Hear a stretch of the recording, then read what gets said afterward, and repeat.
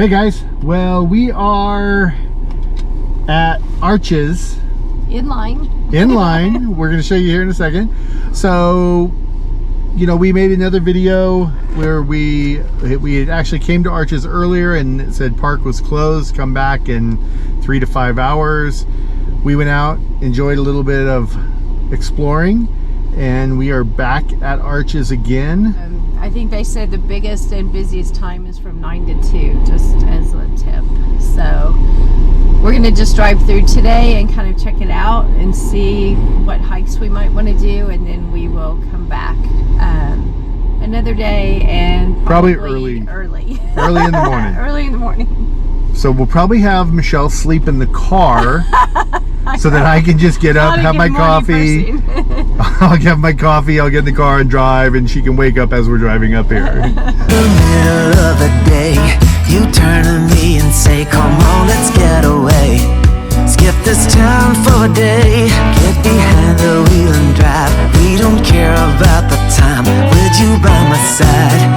I don't need to hide, I feel alive. You bring me coffee in the morning. So we're camped, we're out on BLM, we are boondocking, beautiful spot, great area, it's unbelievable. I mean, we have literally, this is no joke, I'm being serious when I say this. We actually have dinosaur tracks within 200 yards of our RV. And dinosaur bones and an old historic copper mill, and it's just out in the middle of the desert. We just stumbled across it, and that's out where we're boondocking. And that's about 9 miles north of Moab. Arches is on the north side of Moab. Actually, everything's on the north side of Moab. The road that cuts off to go to Dead Horse and the road that cuts off to go to Canyonland is all about 9 miles outside. So we're out close to that. We've driven into town a few times. Yeah. And each time we've came by, we're like, oh my God, look at the line of traffic there. What's going on? You know, and it's like, oh, that's the park entrance. So we decided we would come down here this afternoon after, you know, we had already been here once, and go ahead and get in line just to drive through it to see, you know, is this an e-ticket ride or is that an A-ticket? That's for all you older people who remember Disneyland back when it was really cool with the with the ticket books and the A, B, C, and the e-ticket rides were the big ones like the Matterhorn. Right. I'm dating myself, I guess. Yes, you are. Anyway, we're moving up little by little. So here, I'll flip you around, give you a line outside the dashboard. Yeah, you can see it's quite a ways up there.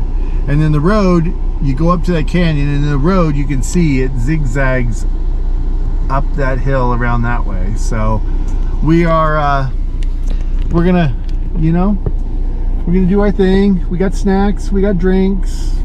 Yeah, they said make sure to bring lots of water, get your snacks and things, and there isn't any gas stations in the park, so yeah, be all fueled up. And also just another tip is that Moab is doing a lot of road construction, so there's a bit of backups, so that's kind of another plus of staying on the north side of town versus having to go all the way through Moab each time you want to go to some of the parks, because they are doing some paving and things like that.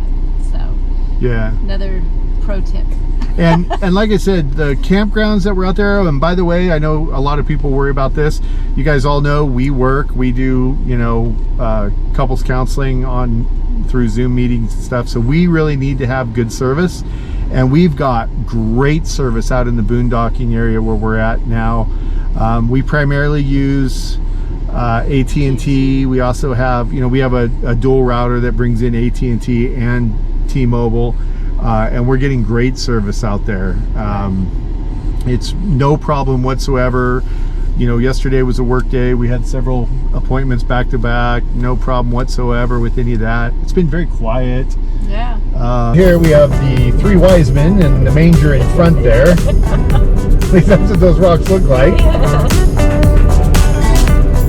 Over there to the right, that must be one of the camels. It's the Holy Land.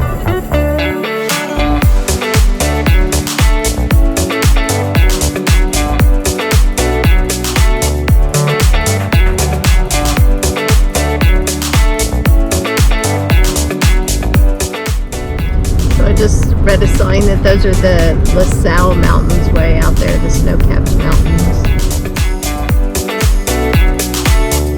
So we are on the main road driving through Arches right now, checking it out, seeing what's to see, getting our bearings.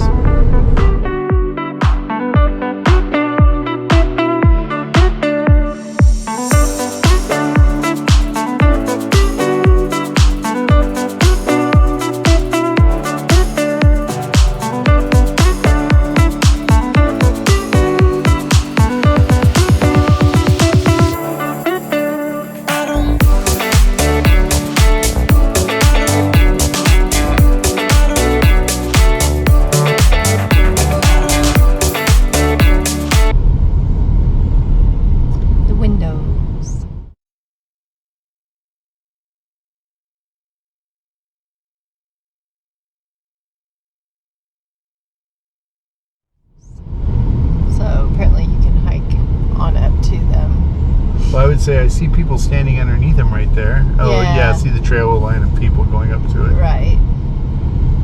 All right, here we are at Windows. You can see, well, that one's behind one there. You can see the window arch there. Comes around. Then over here you have the double arches. There's a hole in the wall. Shane's now making up names to the arches. I've got the names for all the arches here. Oh, those are neat. Oh. You can see there's also a hike up to those. You see people standing inside of them? Yeah. We're going down in like a bit of a canyon area and headed toward Delicate Arch, which I think is one of the most well-known things for hiking here in the Arches National Park.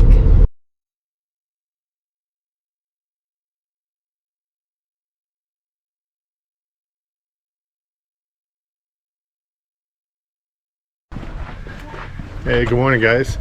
All right, we are here in Arches. Yes, you saw we made it to the gate finally.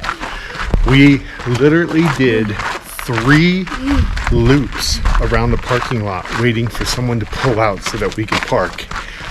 And we were not alone doing that. There was probably a good 100 cars doing it. Yeah, as a matter of fact, we told you, they closed the gate at 9 and it's 10:10. We just now made it to the Devil's Trail hike and just are starting. So, hour and 10 minutes. Find a parking spot. From what we've learned about this park, either 1, come on a motorcycle. 2, but even if you come on a motorcycle, you still have to do the times. But then 2 would be get up and come maybe 5 o'clock in the morning or 5 o'clock in the evening. Yeah. Those are the 2 times. Between 9 and 2, the gate's going to be shut anyway. And the closer you are to the gate, we were talking to a park ranger and he said, yeah, the closer to 9 means that the park's going to be packed full and we have no parking spots in this park. So yeah, it's not a super huge park, so I think that's why. This is the pine arch, right? This is a pine tree arch. Pine tree arch. Hence the pine tree in the middle of it.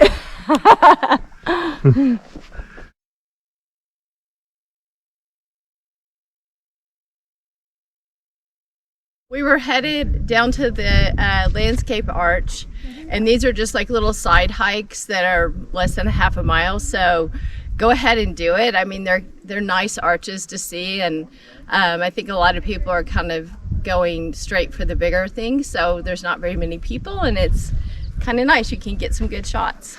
And so far we've seen several different ones. We've seen window arch and pine tree arch. The only thing we really haven't seen yet is the golden arches. Maybe that'll be later in Moab today. Yeah. There's a big arch that blends in. You can't even hardly see it.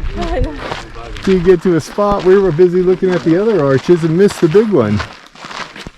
You can see up on the hill there's a couple little arches, but then here's this great big arch, if you can see it there.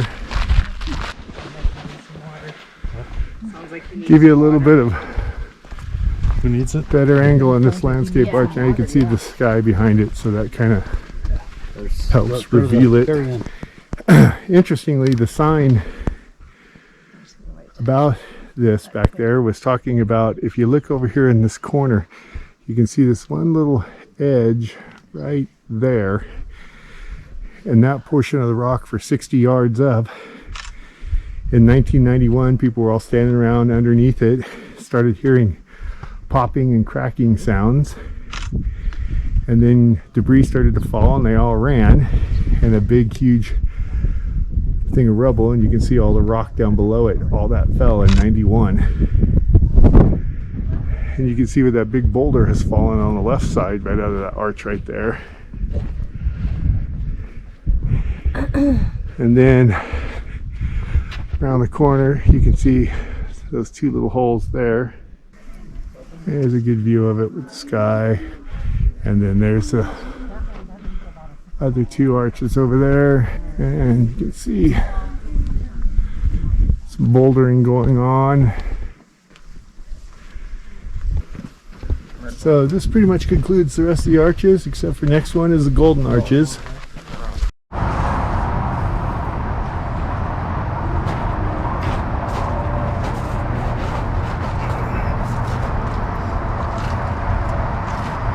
Hi there, welcome to Couples Corner.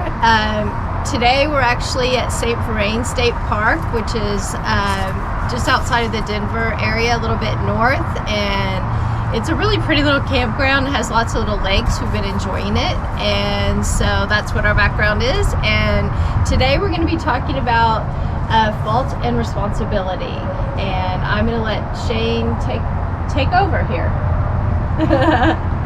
So just a quick little thing about fault and responsibility.